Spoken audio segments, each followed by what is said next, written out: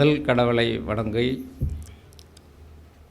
அவருக்கு ஒரு வணக்கம் சொல்லணும். அதாவது பார்த்திங்கன்னா, முந்தி விநாயகரும் முருக சரஸ்வதியும் கந்தருக்கு மின் பிறந்த கமலம் சரஸ்வதியும் என் அன்னை மாதா பேதா ஆதி பெரும்பொருள் அனைவரையும் வணங்கி நமது ஜோதிட தந்தையாகிய முருகப்பெருமானையும் வணங்கி முதல் கடவுளாகிய விநாயகர் தாய் தந்தை நான் வணங்கக்கூடிய கன்னியாகுமரி பகவதி அம்மாவையும் வணங்கி இங்கே வந்திருக்கூடிய ஜோதிட பிரம்மாக்கள் ஞானிகள் அனைவரையும் வணங்கி இதை கேட்டுக்கொண்டு இருக்கக்கூடிய மக்கள் அனைவரையும் வணங்கி எனக்கு தெரிந்த சில ஜோதிட நுணுக்கங்களை உங்கள் முன் எடுத்து கூறலான்னு வந்திருக்கேன். ஜோதிடம் என்பது ஒரு மிகப்பெரிய கடல் என்பது எல்லாரும் சொல்கிறது தான், உண்மைதான். எல்லாருமே கற்றுக்கலாம். ஜோதிடம் எல்லாருமே கற்றுக்கலாம். இது ஒரு படித்தவங்க, படிக்காதவங்க, ஒத்தரட்டை பார்த்துக்கிட்டு இருக்கிறவங்க, பெரிய பெரிய டாக்டர், வக்கீல், கலெக்டர் கூட இதை படிக்கிறாங்க. இல்லைன்னெல்லாம் சொல்ல, யார் வேணாலும் இந்த ஜோதிடத்துறையில் உள்ளே போகலாம். ஆனால் படிச்சுக்கலாம், ஜோதிடத்தை படிச்சுக்கலாம். இந்த ஜோதிடம் படித்தாலும் கூட யார் யாருக்கு இந்த வாக்கு பலிதம் அதனுடைய அம்சம் பொருந்தி இருக்குதோ அவங்க தான் ஒரு முதல்நிலையான ஜோதிடர் ஆக முடியும். இன்றைக்கி எத்தனையோ கிளாஸுகள்லாம் நடக்குது, எல்லாம் கற்றுக்குறோம், இல்லைன்னெல்லாம் சொல்லலை. எல்லாருமே ஜெயிச்சிருக்கிறாங்களான்னு பாருங்கள், புரியுதுங்களா? அப்படி ஜோசியம் ஒரு பெரிய கடலாக இருந்தாலும் வாக்குப்பளியும் அந்த ஞானம் வேணும். இந்த ஞானம் அப்படிங்கிறது பார்த்திங்கன்னா, முதல் நிலையாக ஜோதிடத்தில் நமக்கு பார்த்திங்கன்னா லக்னாதிபதியாகிய குரு, லக்னத்தை குரு பார்க்குறது, லக்னாதிபதியை குரு பார்க்குறது, ராசியை குரு பார்க்குறது, ராசிக்கு அதிபதியை குரு பார்க்குறது, இந்த 5, 9 வலுவாக இருக்கிறவங்கெல்லாம் பார்த்திங்கன்னா ஜோதிடத்தில் ஒரு நல்ல லைன் போய்கிட்டே இருக்கிறாங்க. இன்றைய காலகட்டத்தில் ஜோதிடத்தில் விசுக்குன்னு மேலே போகிறாங்க. இல்லைன்னெல்லாம் சொல்ல முடியாது, கற்றுக்கிறாங்க, போகிறாங்க, இல்லைன்னு சொல்ல முடியாது. அதிக வருமானமும் சம்பாதிக்கலாம், வரும். ஆனால் நீடித்து இந்த ஜோதிடத்துறையில் ஒரே நிதானமாக ஒரே நேர்கோட்டில் போகிறவங்கெல்லாம் அப்படியே லெவலாக போய்கிட்டு தான் இருப்பாங்கிறதா ஒரு கருத்து, புரியுதுங்களா? அதாவது அன்றைக்கி சொன்னாங்க, என்ன சொன்னாருன்னு கேட்டிங்கன்னா, நல்லவங்களுக்கு 2 வழி, கெட்டவங்களுக்கு ஒரே வழி. இந்த நல்லவங்க என்பது இந்த குரு, லக்னம், லக்னாதிபதி, ராசி, ராசிக்கு அதிபதி, 5, 9 வலுத்துவங்கள்லாம் ஒரே நேர்கோட்டில் அப்படியே போய் மேடு பள்ளம் பார்த்து கரெக்டாக போய்கிட்டே இருப்பாங்க.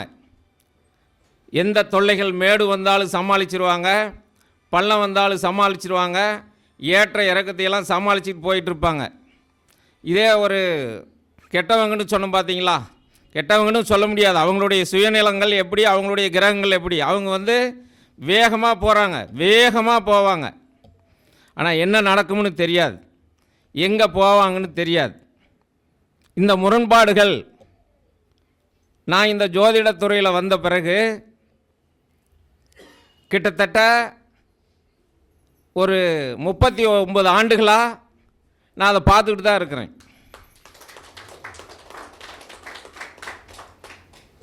ஆயிரத்தி 1987 ஆற்காடு பஞ்சாங்கம் 10 ரூபாய்க்கு வாங்கினேன் நான். அதிலிருந்து கிட்டத்தட்ட ஒரு 5-6 ஆண்டுகள் அப்படியே கொஞ்சம் கொஞ்சமாக அந்த பஞ்சாங்கத்தை பார்த்தே கற்றுக்கிட்டேன். 95 ஆபீஸ் போட்டாச்சு, 95 ஆபீஸ் போட்டாச்சு, ஒரே நிரந்தரமான ஆபீஸ். அதில் எந்த மாற்றமும் இல்லை, வேறு எங்கேயுமே போகிறதில்லை. ஒன்றே ஒன்று, முதல் ஆபீஸ் போடும்போது ஒரு இடத்துல வாடகைக்கு போயிருந்தேன், புரியுதுங்களா? வாடகைக்கு போயிருந்தேன். 2வது, ஐயா இப்போ வாஸ்து பற்றி சொன்னார் பார்த்தீங்களா, அவங்களுக்கு நேரங்காலம் நன்றாக இருந்தால் மட்டுமே அவங்களுக்கு வீடு மனை அமையும், கிரகங்கள் நல்லா இருந்தால் தான் அமையும்னு ஒரு வார்த்தை சொன்னார். கேட்டுக்கிட்டு இருந்தேன், நல்லா யோசனை பண்ணேன். நான் பார்க்கும்போது 10 ரூபா 20 ரூபா நான் வாடகைக்கு இருந்து பார்க்கும்போது ஒரு ஜோதிடத்துக்கு அவ்வளோதான். அவங்க எங்களுடைய ஏரியாவில் அவ்வளோதான் கொடுப்பாங்க. எவ்வளோ கொடுப்பாங்க? ஒரு 10 ரூபா கொடுப்பாங்க, 20 ரூபா கொடுப்பாங்க. நான் ஒரு வாடகைக்கு மாடியில் பார்த்துக்கிட்டு இருந்தேன்.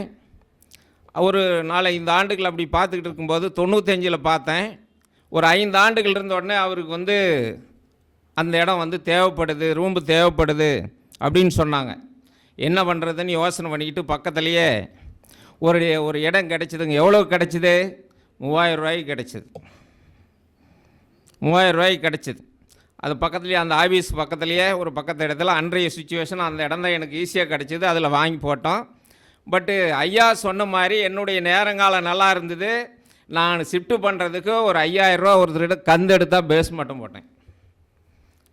சார், ஐயாவுக்கு தெரியும் எங்கள் வீடு எப்படி இருக்குதுன்னு. ஒரு 4-5 பேர் எங்கள் வீட்டில் வந்துருக்குறவங்க எல்லாத்துக்கும் தெரியும். இப்போ அந்த அளவுக்கு நான் வந்து அந்த இடத்துல வீடு கட்டினேன். இது கடன் வாங்கி கட்டினேன். அப்போது இடம் நல்லா இருக்கணும், நேரங்காலம் நல்லா இருக்கணும். நல்லா இருந்தால் மட்டுமே அவங்களுக்கு வீடு அமையும். இதுதான் உண்மை. சரி, வாஸ்து சப்ஜெக்ட்டுக்கு நாம் போக வேண்டியதில்லை. ஏன்னா நம்ம ஜோதிடத்துறையில் தான் இருக்கிறோம். அவர் சொன்னாருங்க, இந்த கேள்வி, இந்த பதில் சொன்னார். அதுக்காக என்னுடைய அனுபவ ரீதியில் என்ன நடந்தது, நாம் எப்படி வீடு கட்டணும் அப்படிங்கிறத மட்டும் ஒரு சின்ன ரூல் சொன்னேன். சரி, இந்த ஜோதிடத்தில் இப்போ ஆரம்ப காலத்திலிருந்து பார்த்தீங்கன்னா, இந்த மணின்னு ஒன்று வராத முன்னாடி நம்மளுடைய முன்னோர்கள், மூதாதையர்கள் வந்து ஜோசியம் பார்த்தாங்க. எப்படி பார்த்தாங்க? இப்படி ஆபீஸ் போட்டு சேர் போட்டு ஒரு மாடியில் உட்காந்துக்கிட்டெல்லாம் பார்க்கல. ஒரு மரத்தடியோ ஒரு குன்று அடியை ஒரு சாக்கு போட்டு ஒரு தடுக்கு போட்டு இப்படி பார்த்துக்கிட்டு இருந்தாங்க. அவங்களுக்கெல்லாம் ஜோசியம் சூப்பராக வந்தது, அருமையாக சொன்னாங்க. சொன்னால் நடக்கும், நடக்கலாம் இல்லை, நடக்கும். ஆனால் இன்றைக்கெல்லாம் கொஞ்சம் மாறுபட்ட கருத்தாக தான் போகுது. இருக்கும், அதெல்லாம் இருக்குதான் செய்யும். சரி, அன்றைய காலகட்டத்தில் என்ன மணிங்கிற இல்லாதப்போ, புரியுதுங்களா, ஜோசியம் மணி இல்லைனாவே லக்னம் இல்லை. சார், மணி இல்லைன்னா லக்னம் வந்ததுங்களா? வரல. நம்முடைய முன்னோர்கள் பார்க்கும்போது ஊருக்குள்ளே ஒரு பையில் போட்டுக்கிட்டு வந்தால் ஒரே ஒத்த பஞ்சாங்கம் தான் போட்டுக்கிட்டு வருவாங்க. அந்த பஞ்சாங்கத்தை வச்சு நீங்கள் எத்தனை ஜாதகம் கொடுத்தாலும் பார்த்து சொல்லிடுவாங்க. அந்த ஜாதகம் அப்போ சந்திரனை வச்சே பலன் கொண்டுகிட்டு போயிடுவாங்க. சந்திரனை வச்சே பலன் கொண்டுகிட்டு போயிட்டு இருந்தாங்க. அப்போ அதுக்கு முன்னாடி இப்போ நம்ம என்ன சொல்கிறோன்னா, லக்னம் விதி, சந்திரன் மதி, சூரியன் கதி. புரியுங்களா? விதி மதி கதின்னு சொல்கிறோம். இப்போ சூரியனை வச்சு யாராவது பலன் சொல்கிறோமா? இல்லை. அப்போ சந்திரனை வச்சு பலன் சொன்னாங்க. சரிங்களா? அதுக்கு முன்னாடி இந்த மணின்னு ஒன்று வராத முன்னாடி ஒரு உதயம்னு ஒன்று இருந்தது. அந்த உதயம் இப்போ ஜாமக்கோளுக்கு வந்துருச்சு.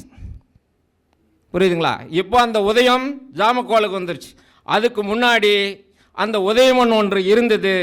அதை வச்சு நம்மளுடைய முன்னோர்கள் ஞானிகள் ஜாதகம் போட்டு பார்த்தாங்க. கண்டிப்பாக அற்புதமாக இருந்தது. புரியுதுங்களா? அப்போ சூரியனை வச்சு பார்க்குறதில்ல, அந்த கதின்னு சொல்கிறத சூரியனிலிருந்து தான் அந்த உதயம் எடுக்க முடியும். சந்திரனிலிருந்து எப்படி நாம் எடுக்கிறோமோ அதே மாதிரி தான் சூரியனிலிருந்து அந்த உதயம் எடுக்க முடியும். ஆனால் அது எடுக்க முடியல. இங்கே இருக்கிறவங்களுக்கு ஒரு 4-5 பேருக்கு தெரியும் நான் எப்படி அந்த உதயம் போட்டு பலன் சொல்கிறேன்னு தெரியும். இங்கே இருக்கிறாங்க. புரியுதுங்களா?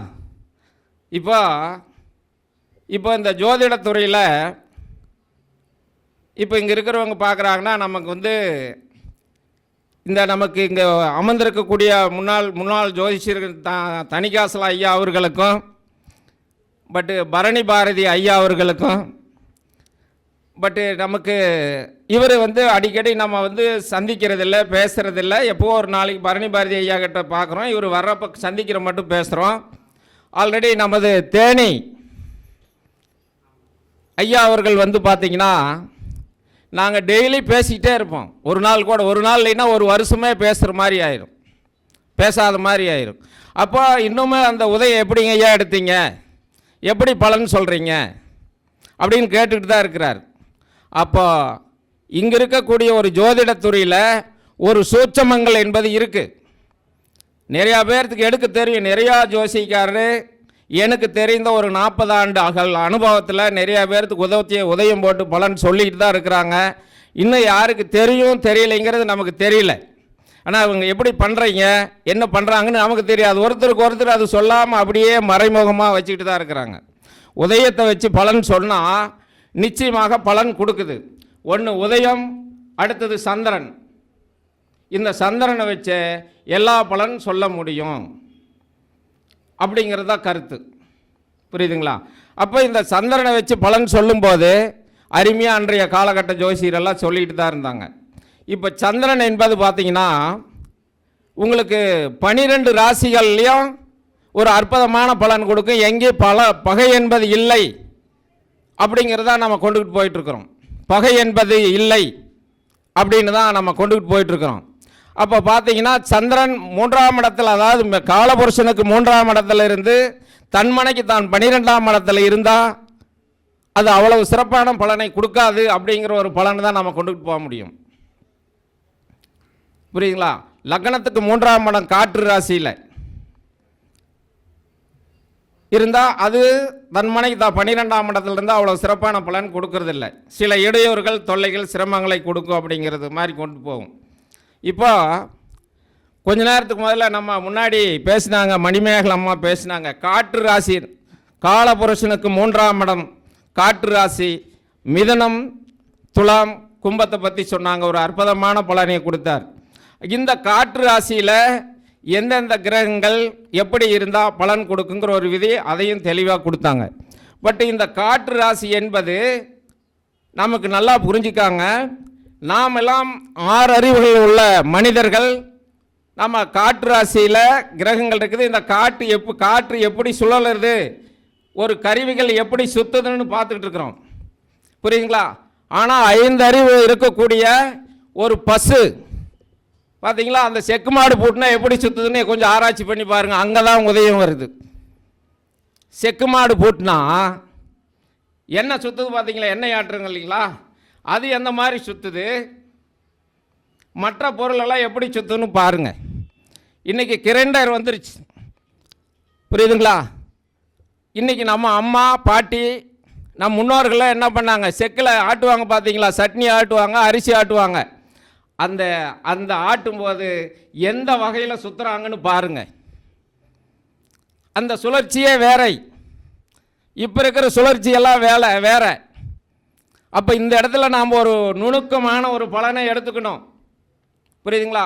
அந்த செக்கு மாடு, 5 அறிவு உள்ள செக்கு மாடுனா பசு எப்படி சுற்றுது, ஏன் அப்படி சுற்றுச்சு, ஆட்டாங்கல் எப்படி சுற்றுனாங்க, நம்மளுடைய முன்னோர்கள் ஞானிகள் அவங்க அந்த இடத்துல ஒரு சூட்சமத்தை வச்சுருக்கிறாங்க. அப்படி எடுக்கும்போது தான் அதனுடைய பலன் அது ஈஸியாக நம்ம கொடுக்குது, நடக்குது. உண்மைதானுங்க ஐயா? செக்கு மாடு ஒரு மாதிரியாக தான் சுத்தம், ஆட்டாங்கல் ஒரு மாதிரியாக தானே சுற்றுது. வளமாக இடமா இப்படி தானே போயிட்டு இருக்குதுங்க. பட் அது நாமெல்லாம் வர்றது இப்போ கிரகங்களை சுற்றுறதே எப்படி போகிறோம், இது எப்படி போகிறோம், அது இப்படி போகும். இதில் எல்லாம் ஒரு சூட்சமங்கள் இருக்கலாம், இல்லை இருக்குது. புரியுதுங்களா? அப்போ இருக்கிறதுனால தான் சில சூட்சமங்கள் ஒரு அற்புதமான பலனை கொடுக்குது. ஏன்னு கேட்டிங்கன்னா கொஞ்சம் கொஞ்சமாக நாமெல்லாம் படித்தோம். புரியுதுங்களா? நான் ஜோசியம் படிக்கும்போது 89 ஒருத்தர்கிட்ட கேட்டேன், இந்த மோதிரத்தை கழட்டி கொடுத்தீங்கன்னா நான் சில பலன் சொல்லி கொடுக்குறேன்னு என்கிட்ட சொன்னார். நான் ஜோசியமே சொல்லிக்கிட்டு இருக்கிறேன், நான் அந்த மோதிரத்தை வேறு கொடுத்து உங்கள்கிட்ட இருந்தால் நான் இனிமேல் பழக போகிறேன், பார்த்துக்கிறேன்னு சொன்னேன். இன்றைக்கி வரைக்கும் தொழில்முறை ஜோதிடராக தான் இதை நான் பண்ணிக்கிட்டு இருக்கிறேன். புரியுதுங்களா?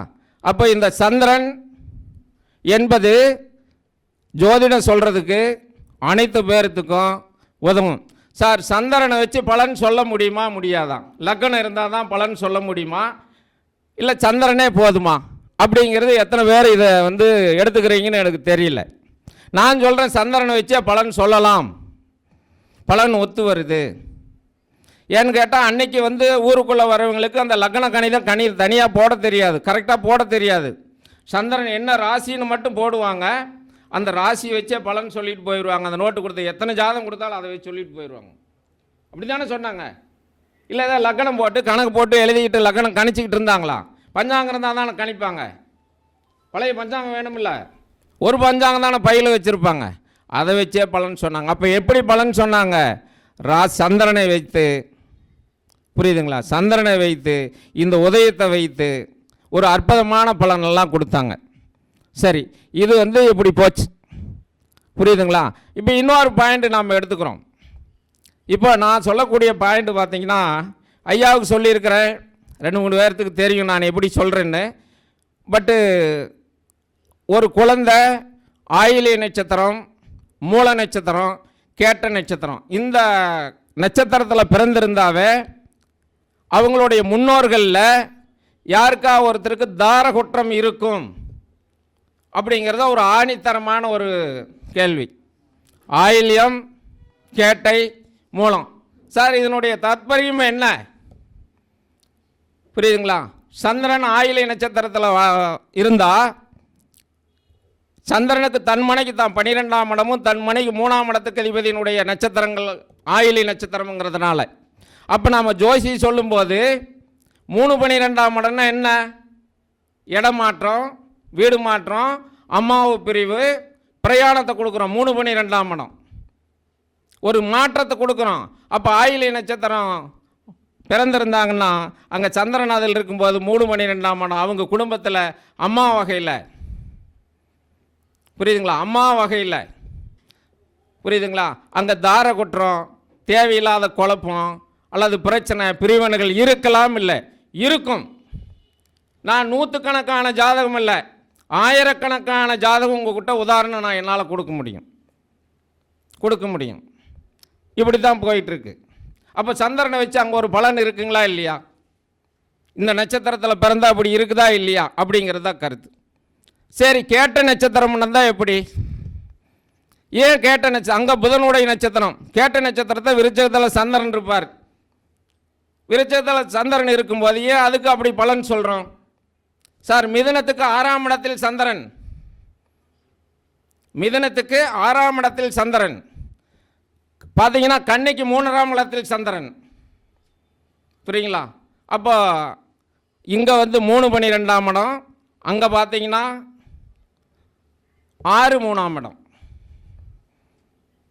அப்போ அங்கேயும் ஒரு பாதிப்பு இருக்குது. அப்போ கேட்ட நட்சத்திரத்தில் பிறந்தாலும் அவங்களுடைய வாழ்க்கையில் சில பாதிப்புகள், தொல்லைகள், சிரமங்கள் என்பது இருக்கலாம். இல்லை, இருக்கும். நீங்கள் தைரியமாக சொல்லுங்கள், பேசுங்க, முன்னோர்கள் கேளுங்க, அப்பா வகையில் கேளுங்க, அம்மா வகையில் கேளுங்க, பாட்டம் பாட்டி எப்படி இருக்குதுன்னு என்ன பண்ணாங்கன்னு கேளுங்க, அப்பிச்சம்மா என்ன பண்ணாங்கன்னு கேளுங்க. வரும், அது உங்களுக்கு ரூல் வந்துடும். மூல நட்சத்திரமும் அப்படி தான்.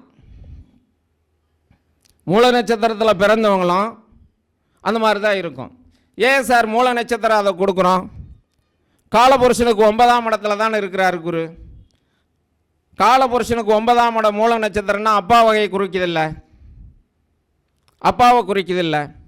அப்போ அப்பா வகையில் எடுத்துக்கிட்டிங்கனாலும் அங்கே ஒரு பாதிப்புகள் இருக்கும், தார குற்றங்கள் இருக்கும், அல்லது தனக்கு தான் விருப்பப்படி திருமணம், தேவையில்லாத குழப்பம், பிரச்சனை, சிக்கல் வரலாம். இல்லை, வரும், நடக்கும். இதை பாருங்கள். இது அனுபவ ரீதியாக இது நாம் இங்கிருந்து எடுத்தோம் அப்படிங்கிறதா என்னுடைய கருத்து. புரியுதுங்களா? இங்கிருந்து இப்படி நாம் பலன் எடுத்து கற்றுக்கிட்டோம் அப்படிங்கிறதா கருத்து. பட் எனக்கு ஒத்து வருது, உங்களுக்கு ஒத்து வருதா இல்லையாங்கிறது நீங்கள் தெளிவுபடுத்துங்க, பாருங்க. ஒத்து வருது, கொடுத்துருக்குறேன் சார், நிறையா கொடுத்துருக்குறேன். வரலைன்னு சொல்ல முடியாது. சரி, இந்த ஆயிலிய நட்சத்திரம், இந்த கேட்ட நட்சத்திரத்துக்கு ஏன் இவ்வளவு ஒரு பலன் அதிகாரமாக சொல்கிறோம் அப்படின்னு பார்த்தீங்கன்னா, அது மாமனை குறிக்கும், புதன் மாமனை குறிக்கும், அம்மா வகையை குறிக்கும், சந்திரன் அம்மா வகையை குறிக்கும். இந்த மாமன் ஸ்தானம் என்பது சார் ஒரு கன்னி லக்னமாக இருந்து 12ஆம் இடத்துல புதன் இருந்தாருன்னா அங்கே மாம வர்க்கம் அவ்வளோ சிறப்பாக இருக்காது. பாருங்கள், மாம வர்க்கம் சிறப்பாக இருக்காது. அதே புதன் விருச்சகத்தில் இருந்தால் அவ்வளவு சிறப்பாக இருக்காது. மாமம் இருக்கும், கேளுங்க. அதே மகரத்தில் புதன் இருக்குதான்னு பாருங்க, அங்கேயும் மாமம் ஒர்க்கு சிறப்பாக இருக்காது. நான் இப்போ எப்படி சந்திரனுக்கு பலன் சொன்னனோ அதே மாதிரி கன்னிகா லக்கணத்துக்கு புதன் தன்மனைக்கு தான் 12ஆம் இடத்துலையும், இங்கே மிதுனத்துக்கு தன்மனைக்கு 3ஆம் இடத்துலையும் புதன் இருக்கிறதுனால அங்கே புதன் மேச காலபுருஷனுக்கு 5ஆம் இடம், அங்கே மாம வர்க்கத்தை குறிக்கிறதுனாலையும் புதன் மாமன் பலனை குறிக்கிறதுனாலையும் காரகத்தை குறிக்கிறதுனாலையும் அங்கே மாம வர்க்கம் அவ்வளோ சிறப்பாக இருக்காது. அதுவே விருச்சிகத்துக்கு போங்க, அதே புதன், ஏன் அந்த புதன் அங்கே விருச்சிகத்துக்கு போனால் அப்படி இருக்குது? தன்மனைக்கு தான் 3ஆம் இடத்தில் இருக்கிறாரு அந்த புதன், தன்மனைக்கு தான் 6ஆம் இடத்தில் இருக்கிறார் இல்லையா?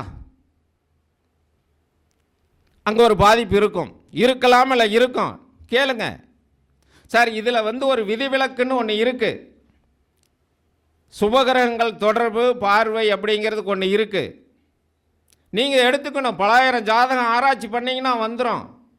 சார், நான் ஒரு அரை மணி நேரம் பேசுகிறதுனால இதில் முழு உன்னுடைய ஒரு நுணுக்கங்களை உங்கள்கிட்ட நான் கொடுக்க முடியாது. ஏன்னா நான் ஒரு 30 ஆண்டுகளினுடைய ஆராய்ச்சி ஆய்வு எவ்வளோ இதை எடுத்திருப்பேன்னு பாருங்கள். ஒரு நாள் 2 நாள் இல்லை.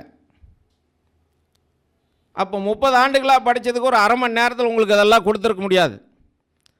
அனுபவம், புரியுதுங்களா? ஜோதிடத்தினுடைய ஒரு கிரகங்களுடைய வித்தை பார்த்தீங்கன்னா 9 கிரகங்கள், 12 ராசி, 27 நட்சத்திரம். இது முதல் ஒரு அபிப்பிராயத்தில் நம்ம முன்னோர்கள் ஜோதிடத்தில் கொண்டுகிட்டு போயிட்டு இருந்தாங்க. இந்த 3 வச்சு கிரகங்கள், ராசி, நட்சத்திரம். அப்புறம் அதுக்கு பிறகு டெக்னாலஜி வளர வளர நம்ம ஐயா வெளியில் கொண்டு வந்த பிறகு நாள், நட்சத்திரம், திதி, யோகம், கரணம், இந்த 5ஐயும் சேர்த்தியாச்சு. புரியுதுங்களா? அப்போ நாள் நட்சத்திரத்தையும் எடுத்துக்கிட்டோம், கிரகங்களை எடுத்துக்கிட்டோம், ராசிகள் எடுத்துக்கிட்டோம். அப்போ சொல்லும்போது இன்னும் கொஞ்சம் முன்னோர்கள் சொன்னதை விட, டெக்னாலஜி வளர்ந்ததை விட இன்னும் நம்ம அதிகமாக தான் எடுத்துக்கிட்டோமா தவிர கம்மியாக எடுக்கலை. இது அருமையாக ஒத்து வரும்.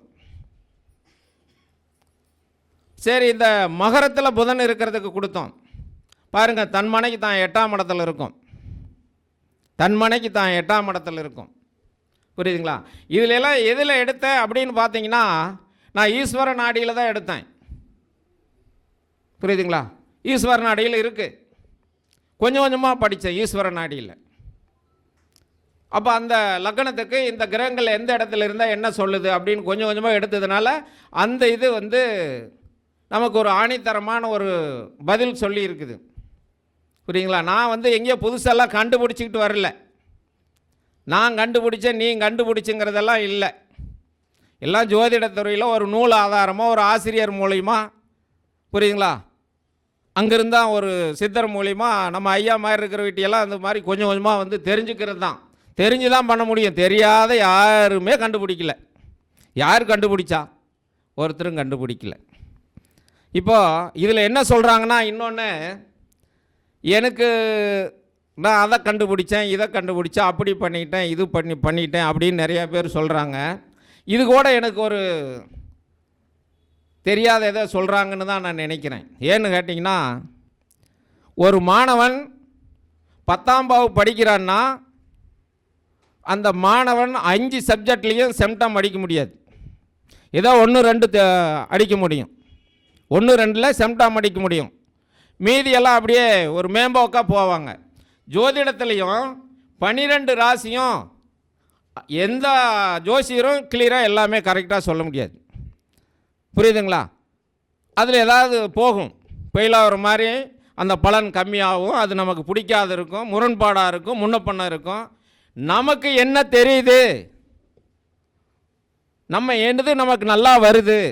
அப்போ அந்த மாணவனுக்கு ஆங்கிலம் நல்லா வருதா, மேக்ஸ் நல்லா வருதா, எது நல்லா வருதோ அதை எடுத்துக்கிறான் இல்லைங்களா? அப்போ அதில் தானே சிம்டம் அடிக்கிறான். அந்த மாதிரி புரியுதுங்களா? அப்போது அந்த 5 சப்ஜெக்ட்லேயும் எது அவங்களுக்கு பிடிக்குதோ அந்த மாதிரி எடுக்கிறாங்களா. அந்த ஜோதிடத்துறையிலையும் 12 ராசியில் அவங்களுக்கு பிடிச்ச சப்ஜெக்ட் எடுங்க, பேசுங்க, ஒத்து வரும். முடியாதில்ல. இதில் நான் வந்து சின்ன ஜோசியர், பெரிய ஜோசியர், நான் அதெல்லாம் இல்லை. அவங்களுக்கு தெரிஞ்சதை வச்சு, கத்ததை வச்சு, தெரிஞ்சதை வச்சு ஓட்டணும்னா செய்யலாம். ஏன் மரத்தடி உட்காந்துருக்கிற ஒத்தரட்டை பார்க்குறவங்க சரியாக சொல்லலையா? சொல்லிட்டு தானே இருக்கிறாங்க, பார்த்துக்கிட்டு தானே இருக்கிறோம்.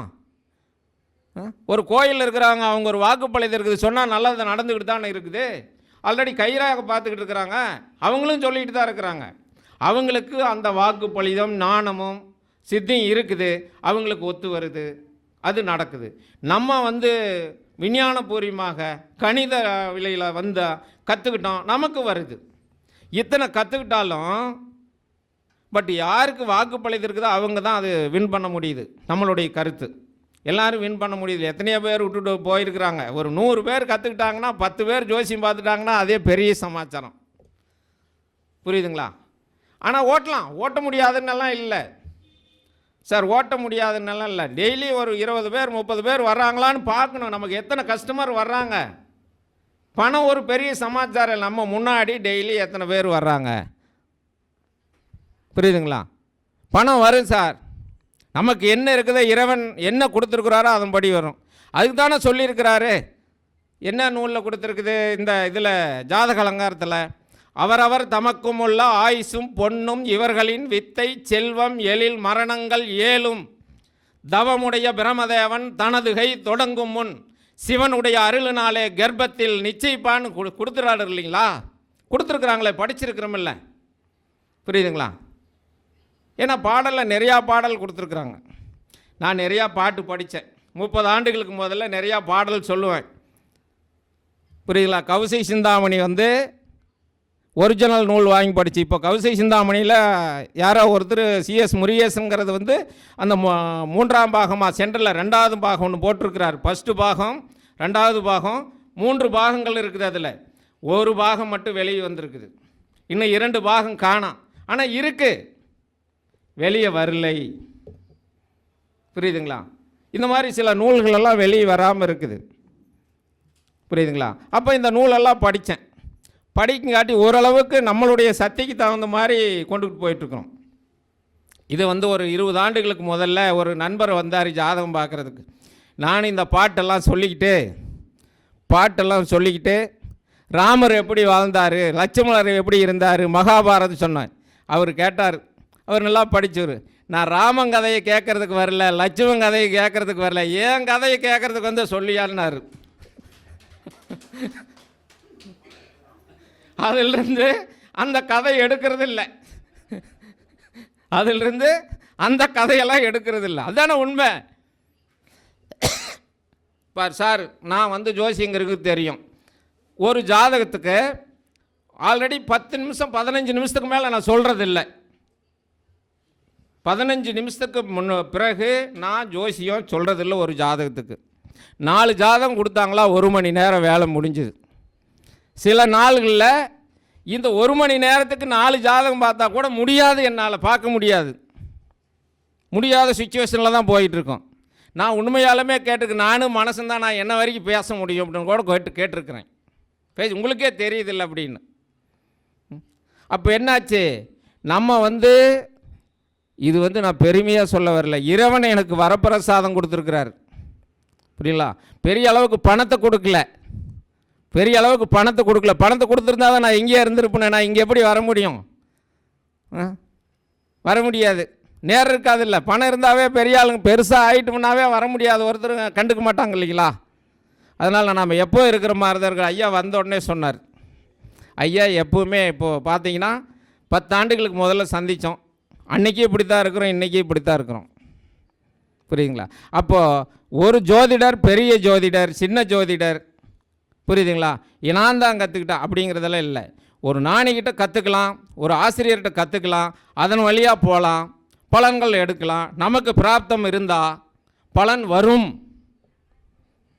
அப்படிங்கிறது கருத்து. சரி, சப்ஜெக்ட்டுக்கு இப்போ நாம் வந்து சந்திரன் நட்சத்திரத்தில் இந்த நட்சத்திரத்தில் பிறந்தால் என்ன ஆகும்னு சொன்னோம்.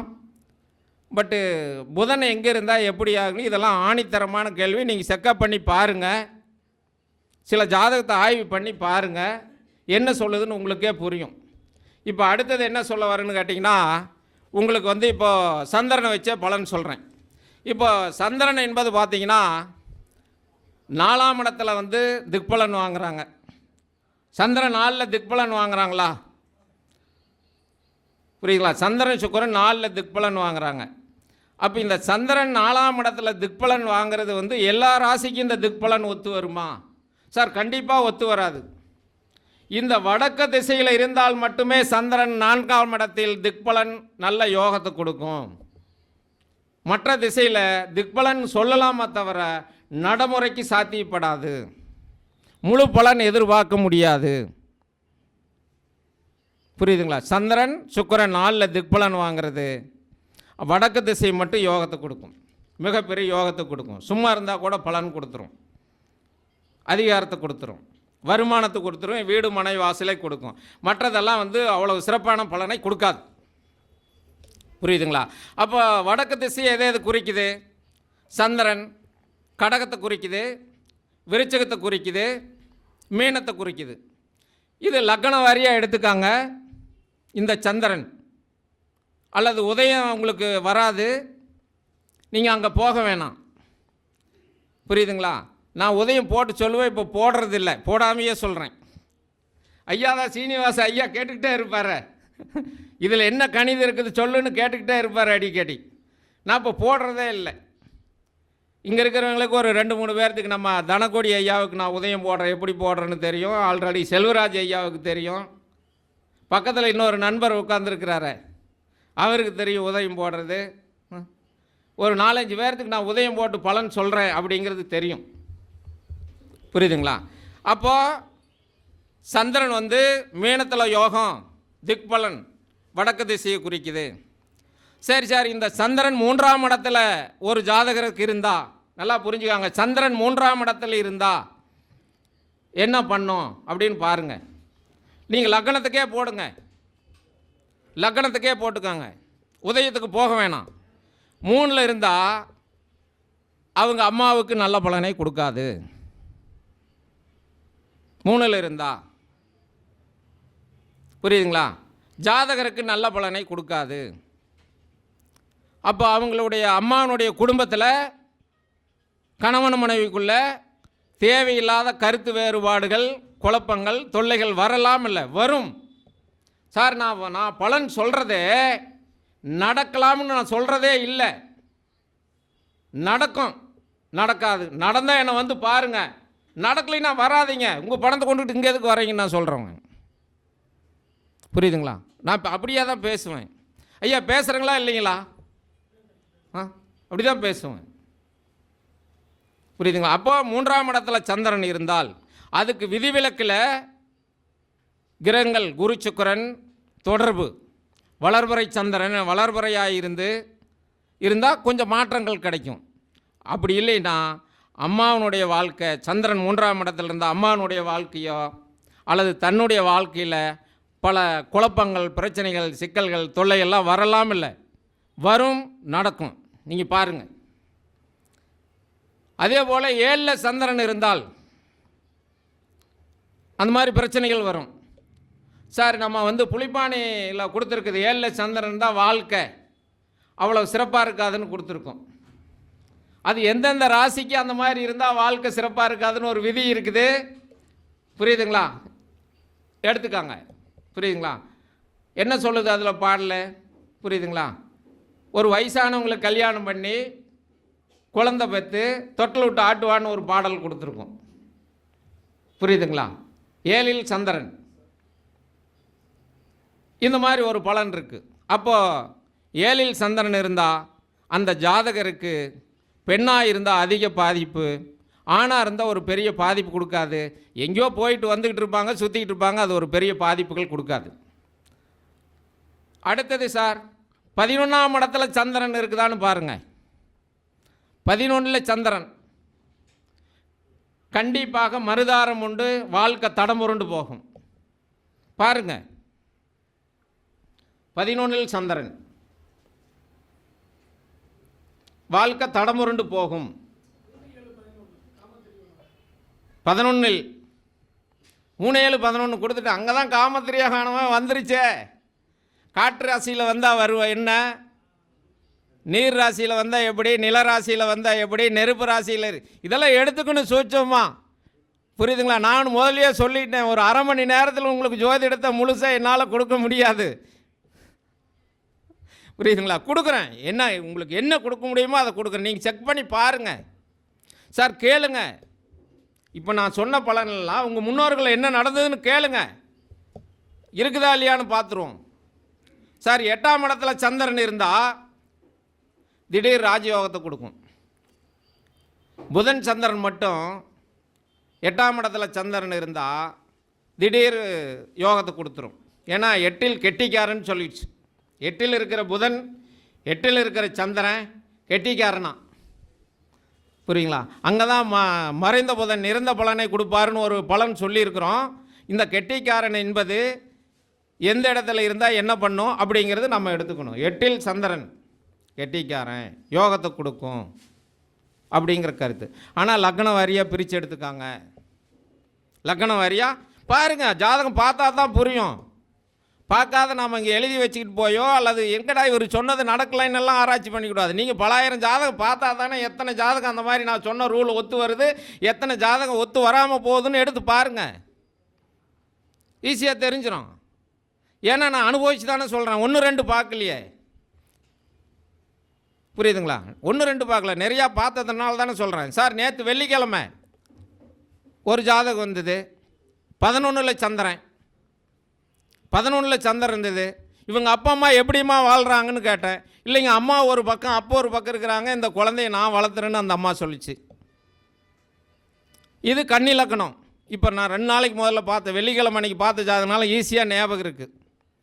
கன்னி லக்னம், 4 ராகு, 4 கூட எங்கள் குரு 8, சந்திரன் 11. இந்த இது அப்படியே எனக்கு இருக்குது. நான் எப்போவுமே ஒரு கேள்வியை ஆணித்தரமாக கேட்டுவேன். அப்போ தானே ஜோசியர் வர்றவங்கிட்ட நான் வந்து சமாளிக்க முடியும். புரியுதுங்களா? 11 சந்திரன், சந்திரன் ஆட்சி பெற்றிருக்கிறார். ஆனால் 4ஆம் இடம் கெட்டுதே. 4 குடையவன் குரு 8ஆம் இடத்துல இருக்கிறார். அங்கே ஒரு 2 பாவர்கள் கூட இணைந்திருந்தார். 4ஆம் இடத்தை குரு பார்த்தாலும் அம்மாவுக்கு ஆயுள் பங்கம் என்பது இல்லை, மாரகம் என்பது இல்லை, நல்லா இருக்கிறாங்க. ஆனால் அம்மா குடும்பத்தோடு இல்லை, தடம் புரண்டு போயிடுச்சுன்னு எடுத்துக்கலாம். இந்த இடத்துல என்ன பண்ணிடுச்சு? தடம் புரண்டு போயிட்டாங்க அப்படின்னு எடுத்துக்கலாம். இது லாஜிக்கு. இது 100கணக்கான ஜாதகம் காட்டலாம். புரியுதுங்களா? அந்த மாதிரி எடுத்துக்கலாம். 2வது, சரலக்கணத்துக்கு வந்து சந்திரன் இருந்தாவே யோகத்தை கொடுத்துரும். சரலக்கணத்தில் சர ராசிகள் சந்திரன் இருந்தாவே மிகப்பெரிய யோகத்தை கொடுக்கும். பாவர்கள் தொடர்பு இல்லாமல் இருந்தால். ஏன்னா சரராசி என்பது வேகமான ராசி, முயற்சியான ராசி. சரராசிகள் நல்லது செய்யும். புரியுதுங்களா? இதுக்கு எல்லாமே நம்ம வந்து ஒரு 11ஆம் இடத்துல சந்திரன் சரராசியில் இருந்தால் கிரகங்கள் நல்லது செய்யும், சந்திரன் இருந்தால் நல்லது செய்யும்னு சொல்கிறதுக்கெல்லாம் குரு பார்வைகள் பார்த்தீங்கன்னா பௌர்ணமியில் பிறந்திருக்கிறாங்களா? புரியுதுங்களா? இதையெல்லாம் எடுத்துக்காங்க. சுக்கிரன் பார்வை இருக்குதா? நான் சுக்கிரன் சந்திரன் சேர்ந்தா என்னன்னு சொல்கிறேன். பட் இவங்களுடைய பார்வைகள் இருந்தால் விதிவிலக்கு உண்டு, இருக்கலாம், இல்லை இருக்குது, நல்லது செய்யும். புரியுதுங்களா? அப்போ சூரியன் சந்திரன் 2 பேரும் சேர்ந்து 8ல் மறையக்கூடாது. சார் சூரியன் சந்திரன் 2 பேரும் சேர்ந்து 8ல் மறையக்கூடாது. மறைந்தால் அவ்வளோ சிறப்பான பலனை கொடுக்காது. ஏன்னு கேட்டால் அம்மாவும் அப்பாவும் 8ஆம் இடத்துல மறையிறது அவ்வளோ சிறப்பான பலனை கொடுக்காது. அந்த நிர்வாக சிறப்பாக இருக்காது. இன்னொன்று, ஜோசியை சொல்லும்போது சந்திரனும் சூரியனும் தங்களுக்குள்ள 6, 8, 12ஆம் இடத்துல இருக்கிறாங்களான்னு பாருங்கள். அப்பா அம்மா பிரிஞ்சிருப்பாங்க. புரியுங்களா? 3, 12ஆம் இடம், 6, 12ஆம் இடம், 8, 12ஆம் இடம் என்பதை விட 3, 12ஆம் இடம் ஒரு லாஜிக்கு, 6, 12ஆம் இடம் ஒரு லாஜிக்கு, 8, 12ஆம் இடம் ஒரு லாஜிக்கு. 3, 12ஆம்னா அப்பா அம்மா பிரிவு, 6, 12னா மனைவி பிரிவு, 8, 12ஆம் இடம்னா அப்பா பிரிவு. இது ஒரு புறம் இருந்தாலும் தங்களுக்குள் சூரியனும் சந்திரனும் 6, 8, 12 இருக்கிறாங்களான்னு பாருங்கள். அது பாதிப்பு கொடுத்துரும். அவ்வளோ சிறப்பாக இல்லை. பார்த்துருக்குறேன், நான் நிறையா பார்த்துருக்கேன். லாஜிக்காக நம்ம தெரிஞ்சுக்கணும், புரியுதுங்களா? இப்போ பார்த்தீங்கன்னா, இப்போ புதையல் யோகம் அப்படின்னு எடுத்துக்கிறோம். இந்த சந்திரனை வச்சே பேசுவோம். இந்த லக்னத்துக்கு 11ஆம் இடத்துல இருந்தால் வாழ்க்கையில் பல பாதிப்பு கொடுக்குன்னு ஒரு பாயிண்ட் சொன்னேன். ஆனால் உதயத்துக்கு 12ஆம் இடத்துல, உதயத்துக்கு 11ஆம் இடத்துல சந்திரன் செவ்வாய் இருந்தால் கண்டிப்பாக புதையல் யோகம் வந்துடும். உதயத்துக்கு 11ல் சந்திரன் செவ்வாய் சந்திரமங்கல யோகம் வந்திருந்தால் கண்டிப்பாக புதையல் யோகம் உண்டு. புரியுதுங்களா? அங்கே போகக்கூடாது, அந்த யோகம் உண்டு. சரி, உதயத்துக்கு 6ல் சந்திரன் போகலாமா? போக வேண்டாம். லக்னத்துக்கு 6 எடுத்துக்காங்க, உதயம் 1 எடுத்துக்காங்க. அங்கே போனால் நல்லா இருக்காது, புரியுங்களா? ஒரு ஜாதகம் வந்து லக்னத்தில் சந்திரன் இருக்கிறாருன்னு பாருங்க, லக்னத்தில் சந்திரன் இருக்கிறாரான்னு பாருங்க. அவர் வந்து ஒரு ஜாதக லக்னத்தில் சந்திரன் இருந்தாவே தன்னுடைய ஆடம்பரம், கட்டுப்பாடு, வேகம், விவேகம், ஏன்னா சந்திரன் பிரயாணத்து கிரகம் இல்லையா, வேகமாக போகும் இல்லையா, அப்போ அந்த பிரயாணம் வேகமாக வேலை செய்யும். அந்த மாதிரி இருக்கும். வேகம், விவேகம், முயற்சி, ஆராய்ச்சி நிறையா பண்ணிக்கிட்டே இருப்பாங்க. நாம் என்ன தான் சொன்னாலும் அவங்களுடைய ரூலில் தான் போவாங்களே தவிர அடுத்தவங்க இதுக்கு வரமாட்டாங்க, புரியுதுங்களா? லக்னத்தில் சந்திரன், புரியுதுங்களா? இந்த மாதிரி இருக்குது. அடுத்தது எடுத்துக்கிட்டிங்கன்னா, இப்போ பார்த்தீங்கன்னா நம்ம வந்து 7ஆம் இடத்தை சந்திரனை கொடுத்துட்டோம், புரியுதுங்களா? 11ஆம் இடத்தை சந்திரனை கொடுத்துட்டோம். அடுத்தது 3ஆம் இடத்தை சந்திரனை கொடுத்துட்டோம், புரியுதுங்களா? எப்போவுமே இதுக்கு எல்லாமே விதிவிலக்கு. சந்திரன் அமர்ந்த வீடு, சந்திரன் அமைந்த வீடு, புரியுதுங்களா? அல்லது சந்திரனுடைய வீடு கேந்திர திரிகோணங்களில் சுபகரங்கள் இருந்தால் இதுக்கெல்லாம் விதிவிலக்கு கிடைக்கும். அவர் அமர்ந்த வீடு நல்லா இருக்கிறாரான்னு பாருங்கள். சந்திரன் போய் அமைந்த வீடு நல்லா இருக்குதா, அவருக்கு கேந்திர திரிகோணங்கள் சுபகரங்கள் இருக்கிறாங்களா, சந்திரனுக்கு இருக்கிறாங்களான்னு பாருங்கள். இதுக்கெல்லாம் விதிவிலக்கு ஒரு நல்லது செய்யும், புரியுதுங்களா? இப்படி இருக்கும். ரெண்டாவது பார்த்தீங்கன்னா, அப்போது சந்திரனுக்கு 6, 7, 8 கிரகங்கள் இருந்தால் நாம் என்ன சொல்கிறோம்? சந்திர அதியோகம்னு சொல்கிறோம். சந்திரனுக்கு 6, 7, 8 சந்திர அதியோகம், சந்திர அதியோகம். அப்போ மிகப்பெரிய யோகத்தை கொடுத்துருக்குறாங்க. சந்திரனுக்கு 6, 7, 8 சுபகிரகம், சந்திர அதியோகம். நிறையா மேதாவிகள், புரியுதுங்களா? நிறையா ஆராய்ச்சியாளர், நிறையா வந்து அரசியல்வாதிகள், பெரிய பிஸ்னஸ் பண்ணுறவங்களாம் சந்திரனுக்கு 6, 7, 8 சந்திரனை வச்சே பலன் சொல்லலாம். 6, 7, 8 சுபகரங்கள் இருந்தால் ஒரு வாழ்க்கையில் மிகப்பெரிய யோகத்தையும் முன்னேற்றத்தையும் கொண்டுட்டு போயிருக்கிறாங்க. நிறையா இருக்கும். நீங்கள் பழைய ஏன்னு கேட்டால், இப்போ வந்து இங்கே இருக்கிறவங்கள வந்து நம்ம சொன்னால் யாருக்கு இருக்குது என்ன பண்ணுன்னு தெரியாது. அந்த முன்னோர்கள் வந்து அரசியல்வாதிக்கெல்லாம் பாருங்கள், தெரியும். அந்த மாதிரி ஒரு அமைப்பு கொடுக்கும். ரெண்டாவது, சந்திரன் இங்கே நான் சொன்ன விருச்சகத்தில் இருந்தால் எப்படி இருக்குன்னு சொல்லலான்னு சொன்னேன். இப்போ சந்திரன் வந்து விருச்சகத்தில் இருந்தால் இருக்கும். பட் ராசி அம்சத்தில் என்ன பண்ணுறாருன்னு பாருங்கள். நல்லா இருந்தால் நல்லது செய்யும். அம்சத்துக்கு போங்க, எடுத்துக்காங்க. அப்போ அதனால தான் நம்ம சொல்ல, ராசியில் ஒரு கிரகம் கெட்டு போயிட்டா அம்சத்தில் ஆட்சி உச்சம் பெற்றால் நன்மைகளை செய்யும், கெடுதல் பண்ணுறதில்லைன்னு நம்ம பலன் சொல்கிறோம், சொல்லிட்டு தான் இருக்கிறோம். அப்போது அந்த சில இடத்துல ராசி நீசமாக இருக்கிற இடத்துல ஆட்சி உச்சத்தை எடுத்துக்காங்க, பலன் கொடுக்கும். இதெல்லாம் பொதுவான கருத்து. இது வரைக்கும் சொன்னது இதெல்லாம் பொதுவான கருத்து. இனிமேல் தான் இருக்குது, புரியுங்களா? இனிமேல் தான் இருக்குது. இது ஒரு ட்ரெயில் மாதிரி தான் போயிருக்குது, புரியுங்களா?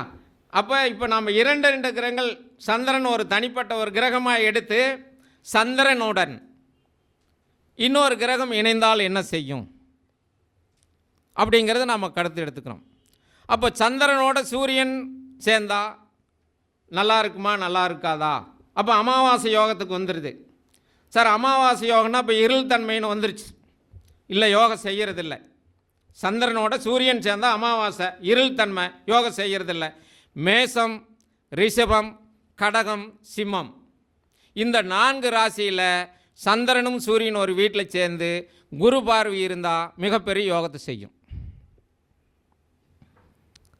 லாஜிக்காக நம்ம முன்னால் கலைஞருடைய ஜாதகத்தை எடுத்து பார்த்துக்காங்க, புரியுதுங்களா?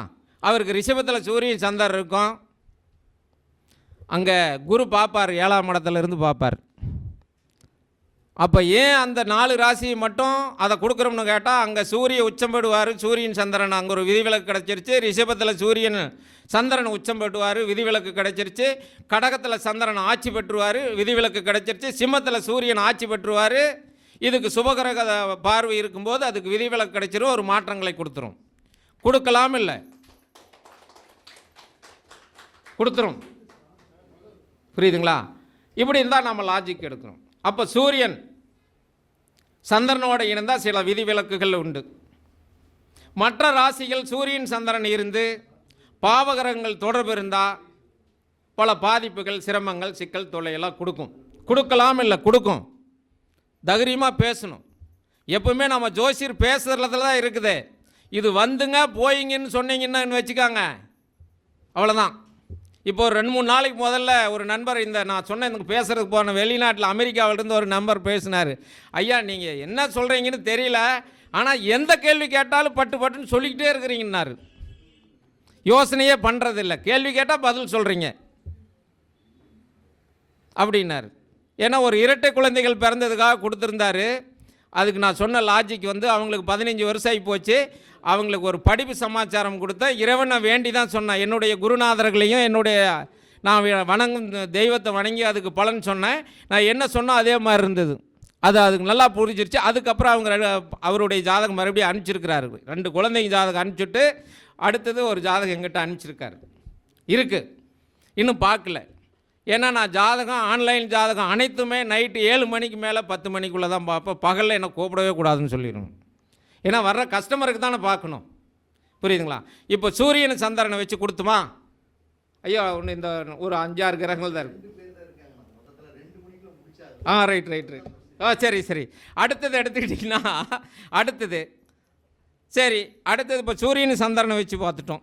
செவ்வாய் சந்திரன், சந்திரமங்கல யோகம், இடம் வீடு மனை வாசல், சில சுபகாரியங்கள், நன்மைகள் நடக்கும். சந்திரன் செவ்வாய். அடுத்தது என்ன பண்ணலாம்? புதனும் சந்திரனும் சேர்ந்தால் நல்லது செய்வாங்களா? சார் புதனும் சந்திரனும் பார்த்தீங்கன்னா சில இடத்துக்கு, சில ராசிக்கு நன்மைகளை செய்யும், சில இடத்துக்கு நல்லது செய்யாது. ஏன் இந்த இடத்துல நல்லது செய்யாது? மிதனத்துக்கு போனால் புதனுடைய வீடு சந்திரனுக்கு அறவா ஆகாது, புரியுதுங்களா? இங்கே கன்னிக்கு போனால் அங்கே ஒரு அஸ்த நட்சத்திரம் இருக்கிறாரு, அந்த சந்திரன் வீடு கொஞ்சம் ஓரளவுக்கு ஒத்து போகும். இப்போ டோட்டலாக எடுத்துக்கிட்டாவே நம்ம புதனை ஒரு அது எப்படி சொல்கிறது, ஒரு வப்பாட்டிக்கு பிறந்த ஒரு புதன் சந்திரனுக்கு அப்போ யாருன்னு தெரியாத பிறந்தது இல்லையா? அதனால் புதனும் சந்திரனுக்கு ஒரு மாறுபட்ட கருத்து நிறையா இருக்கும். அதனால தான் நான் என்ன முதல்லையே சொல்லிட்டேன், புதன் இந்த இடத்துல இருந்தால் மாமா வர்க்கமும் அம்மா வர்க்கமும் சரியில்லாத இருக்கும் அப்படின்னு சொன்னேன். அந்த புதனும் சந்திரனும் சேர்ந்தா இந்த இடத்துக்கு இது பொருந்தும், பலன் எடுத்துக்கலாம், புரியுதுங்களா?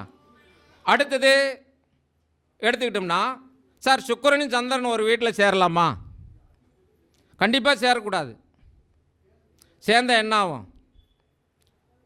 காதல் வரும், கலப்பு வரும், கெட்ட பேர் வரும், சந்தேக பேர் வழி வரும், பிரச்சனைகள் வரலாம். இல்லை வரும், நீங்கள் பேசுங்க, ஒன்றும் அதில் சந்தேகமே இல்லை. சந்திரன் சுக்கிரன் சேரக்கூடாது. நீங்கள் எங்கே வேணாலும் பேசுங்க, எந்த இடத்துல இருக்குதுன்னு பாருங்கள். ஏதாவது இதுக்கு விதிவிலக்கு, சுபகிரகங்கள் தொடர்பு இருந்தும் கூட பாவகிரகங்கள் தொடர்பு இருந்தாவே கெட்டு போயிடுவாங்க சந்திரனும் சுக்கிரனும், புரியுதுங்களா? சந்திரனும் சனியும் ஒரு வீட்டில் சேர்ந்தால் நல்லா இருக்குமா? கண்டிப்பாக நல்லா இருக்காது. பொல்லாத கலத்திரம், சந்தேக பேர் வழி, புரியுங்களா? வீட்டை பூட்டணுமா இல்லையான்னு சந்தேகம் வரும். பணத்தை ஒருத்தருக்கு 500 நோட்டு கொடுத்துட்டு 2 நோட்டு கொடுத்துட்டுமான்னு சந்தேகம் வந்துடும். சந்திரனும் சனியும் சேர்ந்தான். சந்திர வேகமாக இருக்கிற கிரகம், இது மெதுவான கிரகம், தடைப்படுத்தும், மந்தமாக போகும், சுலோவாக இருக்கும். சந்திரன் சனியும் சேரக்கூடாது. சேர்ந்தா பாதிப்புகள், சிரமங்கள், சிக்கல் கொடுக்கும். அப்போ சனி சந்திரன் சேரக்கூடாது, சுக்கிரன் சந்திரன் சேரக்கூடாது. புரியுதுங்களா? அடுத்ததுன்னு புதன் சந்திரனை சொல்லிட்டோம். புரியுதுங்களா? புதன் சந்திரன் சேர்ந்தால் இன்னொன்று என்ன பார்த்தீங்கன்னா அவர் ஒரு எவ்வளவு சம்பாதிச்சாலும் பணம் வேறு பக்கம் நல்லா மீடியாவிலையும் நல்ல ஒரு வருமானம் வரும், அது வேறு மாதிரியாக செலவாகும். இதெல்லாம் பார்த்துக்காங்க, இதை பார்த்துக்காங்க. சரி, அடுத்தது இப்போது சுக்கிரன் சொல்லிட்டேன். இன்னும் அடுத்தது என்ன கிரகம் இருக்குது? குரு. சார், குருவும் சந்திரன் ஒரு வீட்டில் சேரலாமா? குருச்சந்திர யோகம் அருமையான யோகம். சார், குருச்சந்திர யோகம் அங்கே தான் சார் பிரச்சனையே இருக்கும், சிக்கலே இருக்கும், தொல்லைகளும் இருக்கும், நல்லா இருக்காது. கண்டிப்பாக குருச்சந்திரன் அங்கே தாரகுற்றம் இருக்கும், குழப்பமும் கெட்ட பேர் வரலாம், இல்லை வந்திருக்கும் அப்படின்னு சொல்லலாம். ஏன் அந்த குரு சந்திரனை பற்றி சொல்கிறோம் அப்படின்னு பார்த்தீங்கன்னா, குரு சந்திரனை போய் தொடுதா, சந்திரன் குருவை போய் தொடுதான்னு லாஜிக்காக பாருங்கள், உங்களுக்கு புரிஞ்சிடும். குரு சந்திரனை தொடுதா, சந்திரன் போய் குருவை தொடுதான்னு பாருங்கள், அந்த இடத்துல புரிஞ்சிடும். புரியுங்களா? குருச்சந்திர யோகத்துக்கு ஹரிச்சந்திர யோகம்னு பேசுகிறோம் இல்லையா? யார் தொட்டால் எதுக்காகும்? இப்போ பார்த்தீங்கன்னா நம்ம எண்கணிதம் மணிமேகலை அம்மா இருந்தாங்க இந்த இடத்துல, பக்கத்தில் தான் இருக்கு. இல்லை மணிகளை இல்லை, வினோதினி மேடம். எண்கணிதம் இப்போ அந்த அம்மா சொல்லுவாங்க, எண்களை பற்றி சொல்லுவாங்க. இந்த எண்களுக்கும் இந்த குரு சந்திரனுக்கு ஒரு லாஜிக், சின்ன லாஜிக் கொடுக்குறேன். சார், 21 நல்லா இருக்காது, 32 நல்லா இருக்கும் அப்படின்னு சொல்கிறாங்களா மேடம்? சொல்கிறாங்களா? ஏன் 21 நல்லா இல்லை, 32 நல்லா இருக்குன்னு சொல்கிறாங்க? புரியுதுங்களா? 32 என்பது சந்திரன் விட்டு குரு நழுவிடுறாரு, சந்திரன் விட்டு குரு நழுவிடுறாரு. அப்போ அது யோகத்தை செய்யுது. 21 என்பது எங்கே போய் தொடுது? புரியுதுங்களா? இல்லை, இது 21, 23, 21 சாரி 23 இந்த சந்திரன் போய் குருவை தொடுறாரு. அப்போது அந்த கதையும் ஜோசியருக்கு எல்லாத்துக்கும் தெரியும், தெரியாத கதையில் குருவும் சந்திரன் சேர்ந்த ஒரு கதை எல்லாத்துக்கும் தெரியும். புரியுதுங்களா? லாஜிக்கா தெரியாது இல்லை. குரு வில்வத்தை கற்றுக் கொடுக்குறாரு, அதில் ஒரு கதையே இருக்கும், அந்த கதை சொல்கிறதுக்கு டைம் இல்லை. புரியுங்களா? இன்னொன்று, இப்போது 21, 12 21, 12 21 நல்லா இருக்குமா, 12 நல்லா இருக்குமா அப்படிங்கிற மாதிரி ஒரு கருத்து. இந்த கிரக சேர்க்கையிலையும் எண்கணிதம் இணையுங்க, உங்களுக்கு லாஜிக் ஈஸியாக புரியும். 12ன்னா சூரியன் விட்டு சந்திரன் நெவுந்துடுறாரு, வளர்பறைக்கு போயிடுறாரு. புரியுதுங்களா? அதே பார்த்தீங்கன்னா 21னா சந்திரன் அமாவாசைக்கு தொடர்றது போகிறாரு. இப்போ எண்கணிதமும் அங்கே இணையும், கிரகங்களும் வேலை செய்யும், நமக்கு லாஜிக் நல்லா புரியும், புரியுதுங்களா?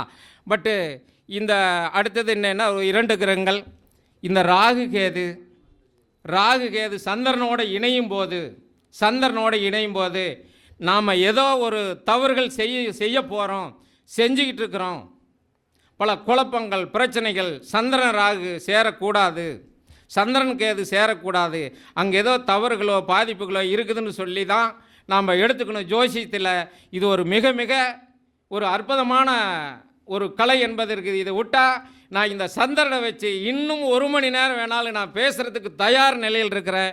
இதை என்னால் கொடுக்க முடியும், நேரம் காலம் கருதி. புரியுதுங்களா? இதுவே நான் எனக்கு தெரிஞ்ச ஒரு கதை. இது நான் ஒரு பெரிய ஜோசியர் இல்லை, பெரிய விதி. எனக்கு தெரிந்த கலை, எனக்கு தெரிந்த அனுபவம், இது அனுபவத்தின் மூலியமாக தான் நான் இதை கொண்டுகிட்டு வந்திருக்கிறேன். இது ஏதாவது தவறுகள் இருந்தாலும் நீங்கள் எடுத்து பாருங்கள், ஆராய்ச்சி பண்ணுங்க, கேளுங்க, சொல்கிறேன். இந்த மதிய வேளையில் இந்த வேலூரில் சரவண பவா ஜோதிட வித்யாலயாவில் எனக்கு பேச கொடுத்த ஐயா அவர்களுக்கும், பட் இங்கே அமர்ந்திருக்கும் மேடையில் அமர்ந்திருக்கும் ஜோதிட வித்வான் அவர்களுக்கும், இங்கே அமர்ந்து பார்த்து கொண்டிருக்கக்கூடிய ஜோதிடர்களுக்கும், இங்கே நமது காணொலியை வெளியே பரப்பி கொண்டிருக்கக்கூடிய ஆல்ரெடி கதிர் தம்பி அவர்களுக்கும், இங்கே அனைவர்களுக்கும் நன்றி சொல்லி விடைபெறுகிறேன். நன்றி, வணக்கம். இதில் ஏதாவது சந்தேகங்கள் இருந்தால் என்ன சாயங்கால நேரமாக தொடர்பு கொள்ளி கேளுங்க. பகல் நேரத்தில் கண்டிப்பாக என்ன கேட்டிங்கன்னா நான் பதில் சொல்ல முடியாது. நான் இருக்கிற கஸ்டமர் பார்க்குறதுக்கே சரியாக இருக்கும். அதனால் சாயங்கால நேரம் கேளுங்க, நான் பதில் சொல்கிறேன். புரியுங்களா? என்னுடைய ஃபோன் நம்பர் 944 34 0 84 59 9434308459. என்னுடைய பெயர் சி கந்தசாமி வெப்படை. நீங்கள் எந்த சந்தேகமாக இருந்தாலும் கேட்கலாம். புரியுங்களா? எனக்கு தெரிந்திருக்கிற கதையை ஒரு இதை நான் உங்களுக்கு சொல்கிறேன். தெரியலன்னா தெரியல, அவ்வளோதான், வேலை முடிஞ்சு போச்சு. நம்ம திதிகரணத்துக்கோ மற்றதுக்கு போகல. நமக்கு சுருக்கமாக என்ன படிச்சுமோ அதை பற்றி நான் சொல்லிடுறேன். ஐயா அவர்களுக்கு வணக்கம் சொல்லி நன்றி விடைபெறுகிறேன். நன்றி, வணக்கம்.